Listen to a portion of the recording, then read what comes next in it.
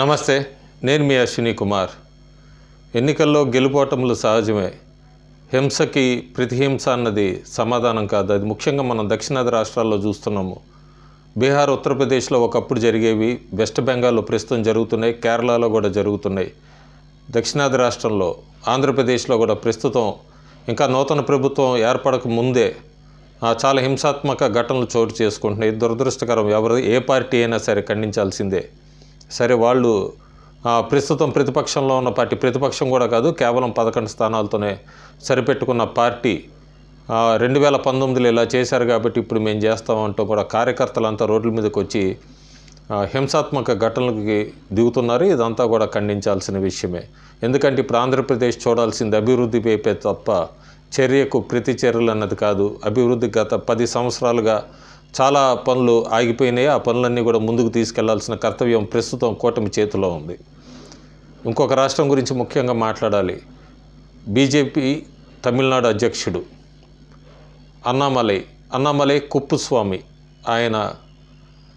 ఆయన ఓడిపోయాక చాలా అక్కడ తమిళనాడులో కూడా డిఎంకే కార్యకర్తలు కానీ లేకపోతే ద్రవిడియన్ పార్టీలు అని చెప్పచ్చు. ఎందుకంటే డిఎంకే డిఎంకే రెండు అయితే చాలా నియోజకవర్గాల్లో కలిసే క్రాస్ ఓటింగ్ చేసుకున్నారన్నది అయితే స్పష్టంగా సంకేతాలు అందుతున్నాయి పోస్ట్ పోల్లో ఫలితాలు వచ్చాక. ముఖ్యంగా కోయంబత్తూర్, అన్నామలై పోటీ చేసిన నియోజకవర్గాల్లో అయితే కొన్ని 100 కోట్లు ఖర్చు పెట్టింది డిఎంకే పార్టీ. అంతేకాకుండా అక్కడ జరిగిన ప్రచార తీరు చూసినా కూడా అంతా కూడా డిఎంకే కలిసే ఎన్నికలకి వెళ్ళినాయి అన్నదైతే ఒప్పుకోవాల్సిందే. ముఖ్యంగా కోయంబత్తూరులో ఎప్పుడు డిఎంకే చాలా సంవత్సరాల తర్వాత పోటీ చేసింది, ఎప్పుడు అక్కడ కమ్యూనిస్టులు పోటీ చేసేవాళ్ళు. అట్లాంటిది డిఎంకే పోటీ చేయటమే కాకుండా ముఖ్యంగా అక్కడ 7 అసెంబ్లీ సెగ్మెంట్లో 6 అసెంబ్లీ సెగ్మెంట్లో డిఎంకే నెగ్గి ఉంది, ఎమ్మెల్యేలని ప్రజెంట్ చేస్తోంది. ఒక్కటే బీజేపీ గెలుచుకుంది. అయినా కూడా డిఎంకే అక్కడ గెలిచింది అంటే డిఎంకే లోపయ్య గారిగా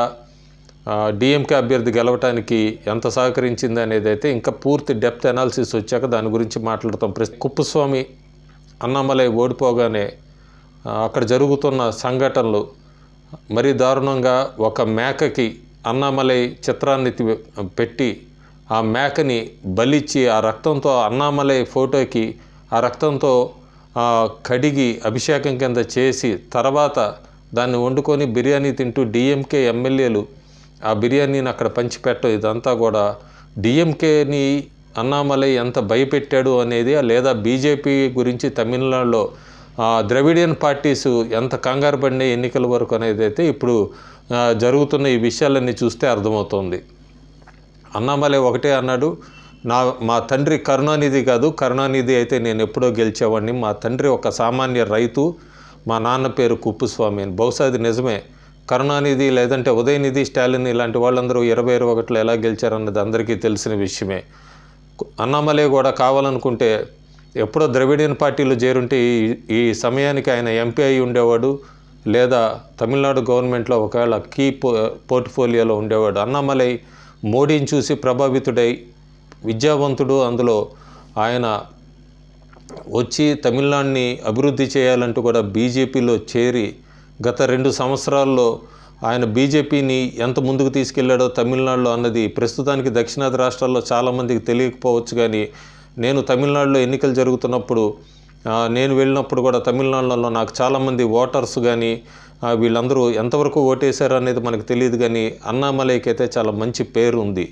ముఖ్యంగా చెన్నైలో ఫ్లడ్స్ వచ్చినప్పుడు కానీ అన్నామలై అలాగే బీజేపీ చేసిన సహాయ సహకారాలు కానీ, అప్పుడు అధికారంలో ఉన్న డిఎంకే నాయకులందరూ కూడా ఢిల్లీలో ఇండి ఏలియన్స్ కాంగ్రెస్ కూటమితో వీళ్ళందరూ కూడా మంత్రాలు జరుపుకుంటూ ఎవరికి ఎన్ని సీట్లు కావాలి ఏంటి అనే మీటింగ్లో ఉన్నప్పుడు కూడా అన్నామలై లేదా బీజేపీ వాళ్ళందరూ కూడా చెన్నైని ఎలా ఆదుకున్నారన్నది కూడా బహుశా అన్నామలై కానీ బీజేపీ నాయకులందరూ కూడా అంత సహాయం చేసినా కూడా వాళ్ళకి ఓట్లు వేయలేదు అనేది అయితే తమిళనాడు ప్రజల దురదృష్టం.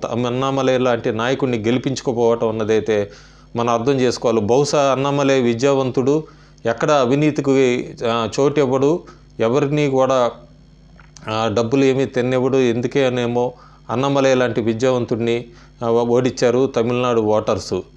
ఇప్పటిదాకా హిందుత్వ పార్టీ అంటున్న తమిళనాడు డిఎంకే పార్టీస్, ముఖ్యంగా డిఎంకే బహుశా మర్చిపోతుందేమో, ఒకప్పుడు కరుణానిధి కూడా బీజేపీని అట్లాగే విమర్శించి తర్వాత బీజేపీతో కూడా పొత్తు పెట్టుకున్నారు. డిఎంకే బీజేపీతో పొత్తులోకి వెళ్ళినప్పుడు డిఎంకేకి తెలీదా బీజేపీ కరుణానిధి హిందుత్వ పార్టీ అన్నది. అంతేకాకుండా 2004 నుంచి 13 దాకా కూడా కాంగ్రెస్తో పొత్తు పెట్టుకొని కాంగ్రెస్ని వదిలేసేటప్పుడు శ్రీలంక వాళ్ళందరికీ కూడా శ్రీలంక తమిళులకి వ్యతిరేకం కాంగ్రెస్ పార్టీ అంటే విమర్శించింది డిఎంకే పార్టీ. మరి బహుశా అప్పుడు తెలీదా ఎప్పుడు కూడా కాంగ్రెస్ పార్టీ శ్రీలంక తమిళియన్స్కి వ్యతిరేకమేమోనని. అన్నామలై ఓటమి చెందాక కూడా పెద్ద బాధపడలేదు. ఆయన ఒకటే చెప్పాడు, 2026 అసెంబ్లీ ఎన్నికల్లో బీజేపీని గెలిపించడానికి ప్రయత్నిస్తానని. అంతేకాకుండా ఆ మేకని బలి ఇవ్వటం ఇదంతా కూడా చూసి ఆయన అలాంటి నోరు లేని జీవుల మీద ఎందుకు, నేను ఇక్కడే తమిళనాడులోనే ఉంటాను, ఏమన్నా విమర్శించాలనుకున్న ఏమన్నా అన్నా కూడా నాలాంటి వాడిని అనండి కానీ మూగజీవుల మీద ఏమిటి మీ ప్రతాపం అంటూ డిఎంకేని సూటిగా ప్రశ్నించాడు అన్నామలై. నోటా పార్టీ, తమిళనాడులో బీజేపీని నోటా పార్టీ అనే ముద్ర ఉండేది. అలాంటి నోటా పార్టీని కేవలం 2 సంవత్సరాల్లో ఎన్మన్ ఎన్మక్కల పాదయాత్రతో తమిళనాడు మొత్తాన్ని కూడా అసలు బీజేపీ అంటే ఏంటి అనేటి ముందుకు తీసుకెళ్ళగలిగాడు అన్నామలై. ఎక్కడో కూడా బీజేపీ జెండాలు బహుశా తమిళనాడులో దాదాపు 75 సంవత్సరాల నుంచి బీజేపీ జెండా అనేది ఎక్కడ కనపడని రాష్ట్రం ఏదైనా ఉందంటే ఒక రాష్ట్రం తమిళనాడు కూడా, కేరళతో పాటు.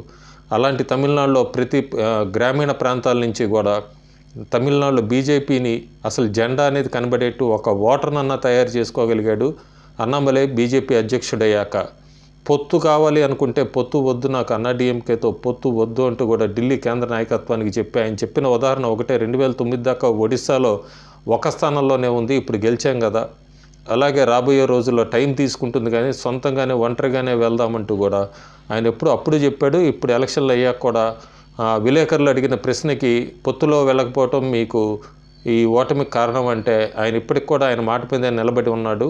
ఒంటరిగానే పోటీ చేయడానికే ప్రయత్నిస్తాము, టైం పడుతుంది, మేము పార్టీ ఎదగటానికి అధికారంలోకి రావటానికి అంటూ కూడా ఆయన ఉదాహరణగా మా ఓట్ల శాతం 3 ఉండేది, 3% ఓట్లని ప్రస్తుతానికి మేము 11.28 అంటే ఆల్మోస్ట్ 4 రెట్లు ఇంక్రీజ్ చేసుకున్నాం మేము. ఇంకా రాబోయే 2 సంవత్సరాల టైం ఉంది అసెంబ్లీ ఎన్నికలకి, ప్రజల్లోకి వెళ్తామని. దాదాపు 11-12 పార్టీలు ఉన్న తమిళనాడులో అన్నాడీఎంకేకి 20% ఓటు షేరే ఉంది, డిఎంకేకి 20% ఓటు షేర్ ఉంది, అన్నాడీఎంకేకి 20% ఓటు షేర్ ఉంది, బీజేపీ 12% దాకా వచ్చేసింది కేవలం 2 సంవత్సరాల సమయంలోనే. సో అన్నామలైని విమర్శించాల్సిన అవసరం ఏమీ లేదు. ఓటమికి గల కారణాలు విశ్లేషించుకోవాలి. బహుశా తమిళనాడు ప్రజలు కూడా ముఖ్యంగా ఆలోచించుకోవాల్సింది, మీకు ఇన్ని అభివృద్ధి పనులు చేస్తున్నా కూడా కేంద్ర ప్రభుత్వం నుంచి కొన్ని లక్షల కోట్లు అభివృద్ధి పనులు తమిళనాడుకి ప్రధానమంత్రి నరేంద్ర మోడీ ఇచ్చినా కూడా మీకు సంతృప్తి లేదా అభివృద్ధిని కోరుకోవట్లేదా?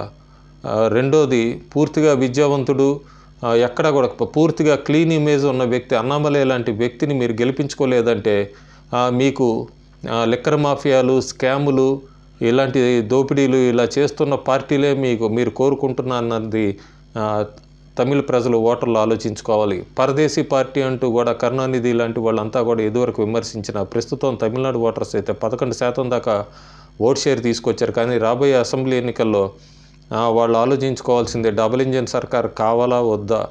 కేంద్రంలో మోడీ 3 రాబోతోంది కాబట్టి తమిళనాడులో కూడా అసెంబ్లీలో లోక్సభ ఎన్నికలకు చేసిన తప్పు కాకుండా మరి తమిళనాడు ప్రజలు ఆలోచించి అన్నామలై లాంటి వ్యక్తిని అట్లాగే అసెంబ్లీలో బీజేపీకి అవకాశం ఇస్తారా లేదా అనేది అయితే మనం వేచి చూడాలి. ప్రస్తుతానికైతే అన్నామలై మీద డిఎంకే క్యాడర్ చేస్తున్నది కానీ పోస్టర్లు ఎక్కడికక్కడ చింపేస్తున్నారు.